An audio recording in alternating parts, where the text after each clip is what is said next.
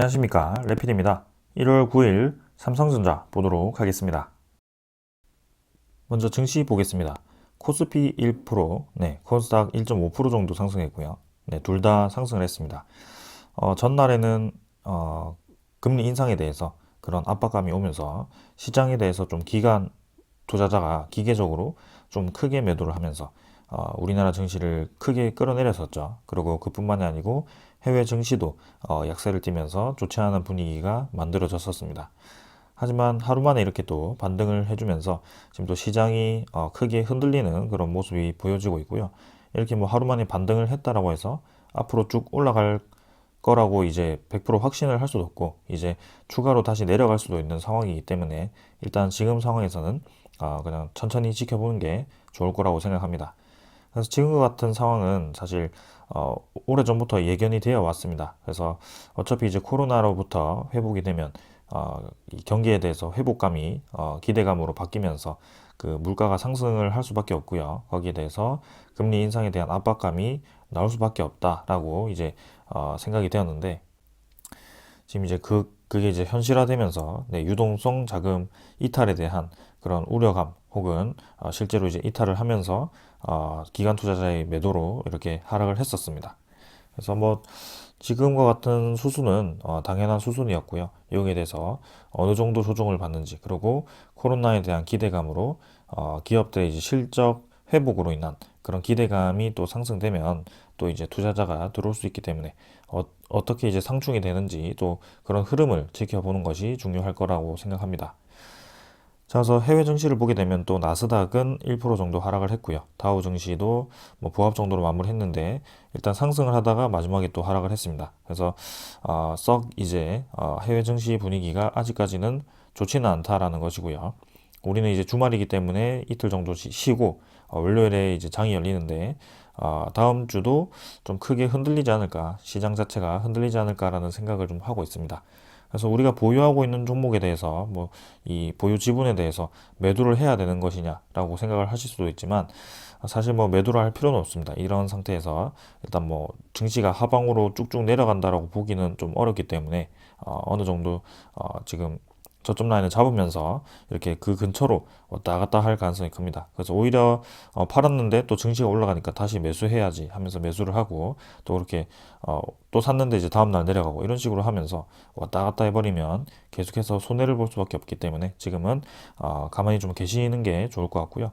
그 다음에 여유 자금이 있더라도 좀 주식이 하락했을 때 바로바로 사는 것보다는 좀 이제 한동안의 추세를 좀 살펴보다가 들어가는 것도 괜찮을 것 같습니다. 그래서 천천히 한번 투자를 해보도록 합시다. 자, 코스피 지수 차트 보겠습니다. 일단 저점 라인은 또 지켜주었고요.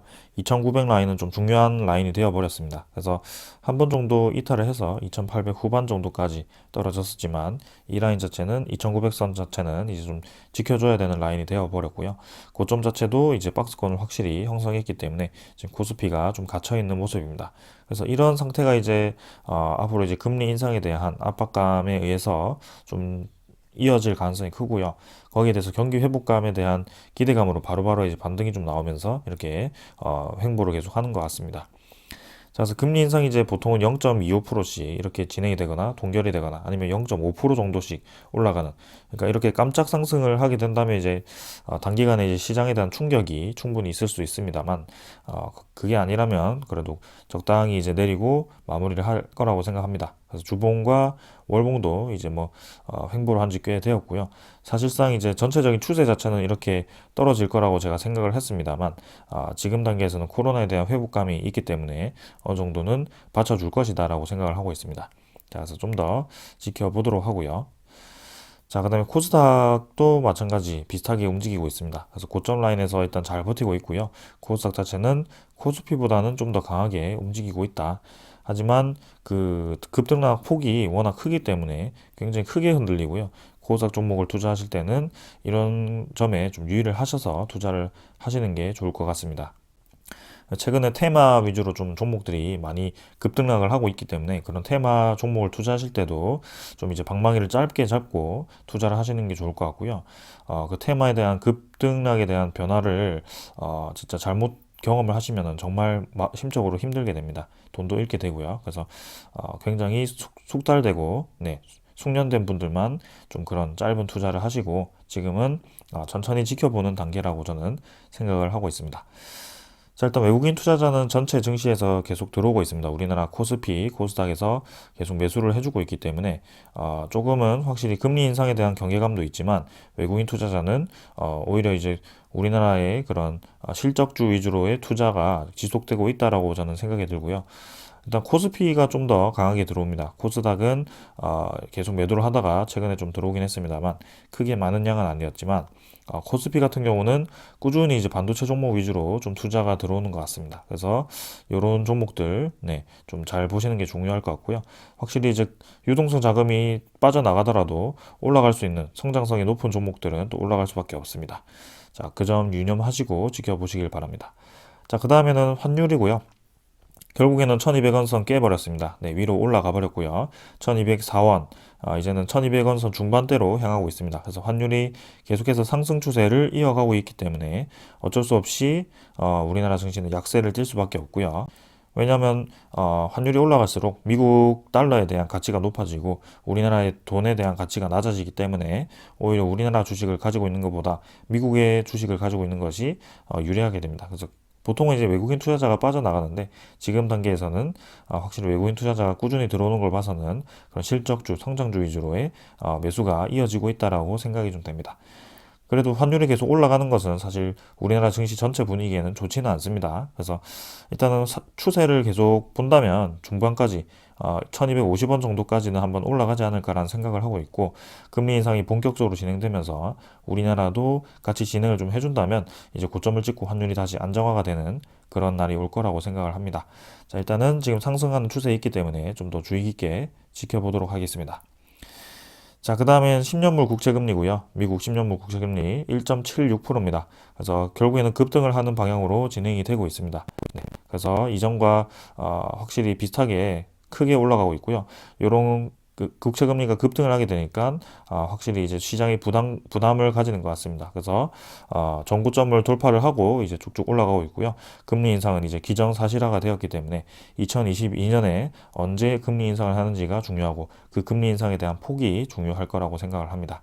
자, 그것도 이제 계속 같이 살펴보도록 합시다. 자, 그 다음에는 지수 선물 뭐 크게 의미는 없습니다만 뭐 미국 증시는 좀 내렸고요. 그 다음에 프랑스, 유럽 증시들은 뭐 보합 정도, 네, 크게 많이 약하락이네요. 네, 그 정도로 보시면 되겠습니다. 그래서 오늘도 사실 이 시장 분석에 대해서 좀 길었습니다. 하지만 그만큼 시장 분위기가 지금 중요할 거라고 생각하고 큰 추세를 읽는 것이 중요하다고 저는 생각을 합니다. 그래서 종목 전에 이렇게 매일매일 시장을 읽어드리는 이 시간을 가지고 있는데 오늘 조금 최근에 좀 길죠. 그래서 그만큼 시장이 중요하다라는 점 좀 강조를 드리면서 네, 종목으로 넘어가도록 하겠습니다. 삼성전자 보겠습니다. 1,400원 상승해서 78,300원으로 마무리를 했고요. 1.8% 정도 상승했네요. 자, 최근에는 이제 전체적인 시장이 금리 인상에 대한 압박감으로 네, 유동성 자금에 대한 회수에 대한 압박감으로 좀 이제 전체적으로 대형주 위주로 상승이 나오지 못했습니다. 그래서 삼성전자가 최근에 이제 분위기가 굉장히 좋았었는데요. 지금 뭐 하락을 좀 하다가 상승을 하다가 지금 반복을 좀 하고 있습니다. 그래서 8만 원 한번 찍고 나서부터는 7만 원, 8천 원, 한 7만 8천 원 정도에서 주가를 좀 유지를 하고 있는 상황이고요. 거래량 자체는 이제 1,000만 주 네, 전후로 해서 그냥 왔다 갔다 하고 있는 수준입니다. 그래서 크게 수급 자체가 많이 몰려 있다라고 보기에는 좀 어렵지만 그래도 이 거래량 자체가 많이 죽어 있다라고 보기에도 조금은 네, 한 번씩 움직이기 때문에 괜찮다라고 봅니다. 그래서 지금 위치라든지 그런 상황이라든지 전혀 문제가 없다라고 보여지고요. 삼성전자 같은 경우는 이 코스피가 내려가면 보통 이제 내려가는 그런 움직임을 보였습니다. 왜냐하면 그만큼 이제 코스피에 대한 비중이 컸기 때문에 그런 식으로 좀 진행이 되었었는데요. 사실 여러분들이 좀 느끼실지 모르겠지만 언제부턴가 코스피에 대한 이 차트와 삼성전자의 차트가 많이 바뀌었습니다. 이 흐름 자체가 삼성전자를 따라가지 않고요. 네, 코스피가 별도로 좀 움직이고 있다라고 보시면 되겠습니다. 그래서 코스피 자체는 이제 아래에서 박스권을 형성하고 있는 반면에 삼성전자 같은 경우는 이제 어느 정도 주가를 올리고 나서 그 위에서 다시 자리를 잡았거든요. 그래서 추가적으로 더 상승이 나올 수 있는 법한 자리라고 생각을 하고 있습니다. 자, 그래서 그동안 이 지분을 보시면은 외국인 투자자와 기관 투자자가 꾸준히 이제 매도를 했던 구간입니다. 이 구간은. 그래서 어쩔 수 없이 여러 번 바닥을 다지더라도 결국엔 떨어질 수밖에 없는 그런 라인이었고요. 계속해서 이제 매물을 쏟아붓다 보니까 그런 식으로 진행이 좀 되었습니다. 근데 최근에 들어서야 이제 그 수급 자체가 좀 변하기 시작했고요. 외국인 투자자는 꾸준히 매수를 들어오고 있고, 기관 투자자는 이제 매수를 좀 하다가 그 매수 물량을 또 매도를 해버리는 뭐 상황이지만, 결국에는 이 삼성전자 같은 경우는 외국인 투자자 지분율이 50% 이상이기 때문에 외인 투자자에 의해서 좀 움직이는 경향이 있습니다. 네. 그래서 이번에도 그 외인 투자자들이 들어오기 시작했다는 점을 좀 강조를 드리고요. 241선 근처에서 이제 주가가 좀 형성이 되어 있는데, 분명히 이제 올라가는 이유에 대해서는 계속해서 좀 설명을 드렸기 때문에 뭐 그 부분에 대해서만 간단하게 짚고 넘어가도록 하겠습니다. 일단 뭐 계속 강조드리는 것은 D램 가격이 계속 상승을 하고 있습니다. 삼성전자가. 그래서 거기에 대한 실적 회복 기대감으로 계속 상승할 수밖에 없고요. 지금 뭐 D램 가격이 11월 달부터 해가지고 쭉 올라가지고 벌써 이제 7월 전으로 주가가 D램 가격이 형성이 되어 버렸습니다.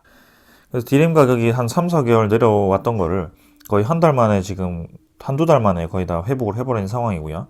그만큼 이제 D램에 대한, 그리고 반도체에 대한 수요가 다시 한번 살아나고 있다라고 보시면 되겠습니다. 그래서 이 D램에 대한 가격이 올라갈수록 삼성전자와 그 다음에 삼성전자뿐만이 아니고 SK 하이닉스 그런 기업들은 D램에 대한 매출 비중이 굉장히 크기 때문에 거기에 따라서 이 실적이 굉장히 많이 바뀝니다. 네, 그래서 삼성전자는 꾸준히 올라갈 수밖에 없는 상황이고요. 지금 D램 가격을 봤을 때는 원래는 이렇게 쭉쭉쭉쭉 올라가야 됩니다. 근데 지금 잠깐 이제 쉬어가는 것은 전체적인 이제 증시 분위기가 조금 금리 인상에 대한 압박감으로 좀 좋지 않아서 이렇게 된 것 같고요. 결국에는 갈 자리를 갈 거라고 생각합니다. 그래서 저는 이미 반도체에 대한 그런 반등은 시작이 되었다. 네, 삼성전자에 대한 반등이 이제 시작이 되었다라고 판단을 좀 하고 있고요. 올해 이제 그 D램 가격이 계속해서 상승할 거라고 보고 있습니다. 그 이제 벌써 이제 미국에 대한 그 서버 수요가 계속해서 증가를 하고 있고요. 앞으로 이제 경기가 회복됨에 따라서 그 수요 자체가 점점 늘어날 거라고 보고 있습니다. 그래서 그 수요를 감당하기 위해서 이제 공급량을 엄청나게 늘려버리면 결국에는 이제 실적은 최고점을 찍고 그 내후년에 수요가 좀 떨어졌을 때 이제 반도체 가격이 떨어지는, 그때는 이제 삼성전자가 좀 떨어질 수도 있겠죠. 그래서 올해까지는 삼성전자가 좀 크게 다시 한번 반등을 하는 그런 시기를 좀 만들지 않을까라는 생각을 좀 하고 있는데, 그 이후에 내년에 어떻게 될지는 사실 잘 모르겠습니다.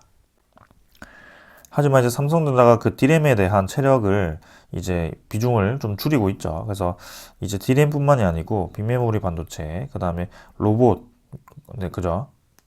빅메모리 반도체 중에도 파운드리 쪽을 많이 투자를 하고 있기 때문에 확실히 거기에 대한 기초 체력이 많이 증가를 하고 있다라고 보시면 되겠습니다. 그래서 그간 큰 반도체 업계를 평가를 할 때 삼성전자는 D램에 대한 그 의존도가 너무 높았기 때문에 거기에 대해서 좀 부정적인 인식을 받기도 했는데요. 그만큼 이제 가치에 비해서 사실 주가도 낮은 편에 속했습니다. 근데 지금 움직임을 보았을 때는 확실히 성장성도 겸비를 했고, 앞으로 그 D램에 대한 가격이 올라가고 거기에 대해서 흔들림이 좀 적어진다면 외부적인 그런 투자자들도 좋은 평가를 할 거라고 생각을 좀 합니다.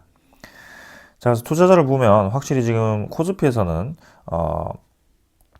기관 투자자 계속 나가고 있는데요. 외국인 투자자는 꾸준히 들어오고 있습니다. 그래서 이렇게 삼성전자 같은 대형 종목을 계속 매수를 해주고 있다는 것이 저는 눈에 띄는 점이고요. 왜냐하면 보통 이제 환율이 올라가게 되었을 때, 지금 이제 환율이 1204원 정도가 되었는데요. 그게 환율이 올라갈수록 이런 대형 종목 위주로 외국인 투자자가 매도를 하고 좀 나가야 되는데, 지금 현재 나가지 않고 계속해서 삼성전자를 매수를 하고 있다는 말이죠. 네. 그래서 이 삼성전자에 대한 이 실적, 이 기대감이 굉장히 좋은 것 같습니다, 지금. 그래서 지금 한 페이지를 보았을 때 12월 13일부터 해가지고 단 하루를 제외하고는 전부 이제 매수를 하는 상황이고요. 최근에 이제 주가가, 코스피가 좋지 않았는데 그 와중에도 매수량을 늘려가면서 이렇게 크게 매수를 하는 움직임을 보였습니다. 그래서 기관 투자자는 뭐 금융 투자가 좀 매도를 했고, 뭐 나머지 크게 매도한 세력은 없지만 연기금이 좀 매도했죠. 근데 보통은 삼성전자는 이 외국인 수급에 의해서 좀 움직이다 보니까 괜찮은 것 같습니다. 자, 그래서 지금 삼성전자의 움직임 자체가 저는 심상치 않다라고 생각을 하고 있고요. 지금 누적 집계를 보시면은 근 이제 2달 동안 외국인 투자자가 5,850만 주를 지금 매수를 좀 했습니다. 기관 투자자는 1,500만 주를 매도했지만 결국에는 외국인 투자자가 지금 거의 5천만 주, 6천만 주 가량 지금 계속 순매수를 하고 있다는 소리고요. 그만큼 삼성전자에 대한 비전이 다시 한번 좋아졌다라고 평가를 좀 하는 것 같습니다. 그래서 충분히 관심을 가질 만하다라고 생각을 좀 하고 있고요. 그 다음에 뭐 대차 잔고 같은 경우, 공매도 잔고도 뭐 그렇고요. 이 삼성전자에 대한 그런 이 신용 잔고가 많이 개선이 되고 있다는 것이 좀 보입니다. 최근엔 좀 올라가긴 했지만 그래도 고점 대비해서 많이 떨어지기도 했고요, 지금. 네. 자, 그래서 삼성전자에 대한 움직임을 좀 눈여겨볼 필요가 있다. 그 이외에도 삼성전자뿐만이 아니고 반도체 종목, 그 소부장 종목들도 같이 주목을 해볼 필요가 있다라고 저는 생각을 좀 합니다. 자, 그래서 반도체 호황에 삼성전자가 이제 작년 매출 279조 원이라고 하고요. 역대 최고라고 합니다. 그래서 반도체 매출 자체가 279조 원인데, 매출은 역대 최고를 찍었는데, 영업이익과 순이익은 왜 역대 최고가 아닌가라고 생각하실 수도 있습니다. 근데 거기에 대해서는 이제 디램 가격에 대한 이제 하반기에 좀 하락할 수도 있다. 조금 하락하는 그런 움직임을 보였기 때문에 그렇게 된 것 같고요. 다시 한번 그 가격대가 좀 떨어지다가 반등을 하면서 네, 지금 올해도 굉장히 좋은 실적을 유지할 거라고 생각을 하는 것이죠. 그래서 연간 영업이익은 이제 51조 5천억 정도로 역대 세 번째라고 하고요. 4분기 영업이익은 전분기보다 감소를 했지만 뭐 그래도 크게 많은 하락은 아니었다라고 평가를 하고 있습니다. 실적 추이를 보시면은 지금 매출 자체가 굉장히 많이 늘었습니다. 이 2017년에서 2020년까지의 그 매출이 거의 비슷했습니다. 근데 2021년에 갑자기 이제 조금 올랐죠. 뻥 튀었습니다. 그리고 영업이익 자체는 이제 2018년에 굉장히 좋았지만 이때 이제 디램 가격 상승으로 인해서 단가가 굉장히 좋았기 때문에 이렇게 실적이 좋았던 거고요. 지금 상황에서는 그 디램 가격이 올라갈수록 또 이 실적이 굉장히 어마어마하게 올라갈 것이다라고 보시면 되겠습니다. 그래서 분기별 실적도 4분기로 갈수록 계속 증가하는 모습이었고요. 이 영업이익은 이제 특별성과급 때문에 좀 적긴 하지만 결국에는 3분기, 전분기와 좀 비슷했을 거라고 저는 생각을 합니다. 자, 그래서 그 이유는 뭐 다 잘 나와 있죠. 지난해 3분기부터 디램 가격 하락이 이어졌지만 메모리의 겨울을 예상했던 시장의 우려와 달리 실제 낙폭은 크지 않았다. 그리고 기업들이 이제 정보기술, IT 투자를 늘리고 데이터 센터 수요도 증가하면서 서버용 디램 수요가 늘어난 덕분이다. 요 중에는 그 메타버스에 대한 기술이 부각이 되었기 때문이다라고 또 말씀을 드렸습니다. 그리고 폴더블 폰도 최근에 많이 팔리고 있고요. 그래서 갤럭시 Z 시리즈가 판매량이 전년보다 4배 늘어난 약 800만 대일 것으로 추정이 되고 있고요. 그 나머지 사업부들도 굉장히 호실적을 이어가면서 이렇게 삼성전자의 실적을 끌어올렸다라고 보시면 되겠습니다. 지금 굉장히 잘 유지를 하고 있고요. 앞으로 올해도 이제 그 실적이 증가할 거라고 저는 생각을 합니다. 디램 가격이 계속 증가를 하고 있죠. 거기에 따라서 좋은 방향으로 갈 거라고 생각을 하고 있고요. 그리고 삼성전자가 이제 로봇에도 투자를 좀 하고 있지만 지금 이제 또 뉴 삼성으로 해가지고 6년 만에 또 대형 M&A를 나선다라고 합니다. 삼성전자 자체가 이제 순현금만 100조를 쌓으면서 네, 거의 6년 만에 이렇게 큰 M&A를 진행을 하게 되고요. 6년 전에 이제 하만을 인수를 했었죠. 네, 자동차 그 전장인가요? 네, 그쪽 기업을 인수를 좀 했었는데 지금 이제 M&A 가능성이 있는 이 기업들은 네덜란드 NXP, 그 다음에 독일 인피니온이 이렇게 부각이 좀 되고 있다라고 합니다. 그래서 삼성전자는 이제 지난해 초에 3년 이내에 의미 있는 규모의 M&A를 추진하겠다라고 얘기를 했었고요. 지난해에서는 이제 M&A 시장에서 뭐 별다른 움직임은 보이지 않았지만, 올해 이제 M&A에 나설 경우에는, 6년 만에 이제 대형 M&A가 될 거라고 얘기를 하죠. 그래서 특히 부품과 관련해서 자동차 반도체나 전기 장비 분야에 투자할 가능성이 크다라고 이렇게 얘기를 좀 하고 있습니다. 그래서 삼성전자가 그만큼 이제 자동차용 반도체 시장의 공략에 또 속도를 내고 있기 때문에 이 투자를 할 가능성이 크다라고 생각하는 것 같고요. 차량용 반도체가 이 작년에도 이 굉장히 많이 부족해가지고 TSMC가 수혜를 많이 받았었죠. 그래서 그 시장으로 이제 삼성전자가 빠르게 진입을 좀 하는 것이고요. 차량용 반도체 시장은 지난해 초에 54조 원 규모로 매년 7% 성장해서 2026년에는 676억 달러, 81조 원 규모로 성장할 전망이라고 합니다. 그래서 메모리 못지않게 지금 차량용 반도체가 상당히 이제 커질 거라고 생각을 하는 것이고요. 그만큼 이제 전기차로 전환이 되면서 전기차에 들어가는 부품들이 반도체가 많이 필요할 거라고 예상을 좀 하는 것 같습니다. 그래서 거기에 따라서 삼성전자가 이런 차량용 반도체 기업들을 인수를 할 가능성이 크다라고 생각을 하는 것이고요. 그래서 업계에서는 이 자동차용 마이크로 컨트롤러 유닛, MCU, 그 다음에 전력 반도체, PMIC 등을 만드는 네덜란드 MPX, 독일 인피니온 등의 인수 가능성에 주목을 하고 있다라고 하고요. 이게 이제 코로나19 사태 이후에 반도체 공급 부족 사태로 몸값이 크게 뛰었다라는 것이 좀 변수라고 하긴 합니다. 아무튼 이게 이제 실제로 인수가 이루어졌을 경우에는 삼성전자에 대한 외형 성장이 눈에 띄게 진행될 가능성이 크고요. 실적 자체가 굉장히 증가를 할 수 있다는 그런 기대감 때문에 주가가 한번 다시 뻥 뛰지 않을까라는 생각을 하고 있습니다. 그래서 이 M&A에 대해서도 상당히 이제 주목할 필요가 있을 것 같고요. 지금 이제 차량용 반도체를 포함해서 메모리 호환까지 온다면 삼성전자는 아주 다시 한번 큰 전성기를 2018년만큼의 큰 전성기를 또 누릴 가능성이 크다라고 저는 생각을 하고 있습니다. 그래서 향후 이 향방이 굉장히 궁금하게 되고요. 지금 단계에서는 메모리 그 D램 가격 상승에 의해서 실적이 계속 좋아진다라는 말씀은 확실하게 드릴 수 있겠습니다. 자, 그래서 지금 뭐 주식 시장이 별로 좋지 않아서 조금 주가가 주춤하고 있지만 결국에는 다시 한번 턴어라운드해서 위로 올라가는 방향으로 진행되지 않을까라는 생각이고요. 올해는 곧 전고점 돌파하지 않을까요? 그런 생각을 좀 하고 있습니다. 그래서 좀 계속 주시를 하면서 지켜보도록 해보겠습니다. 자, 오늘 여기까지 하고 마무리하겠습니다. 감사합니다.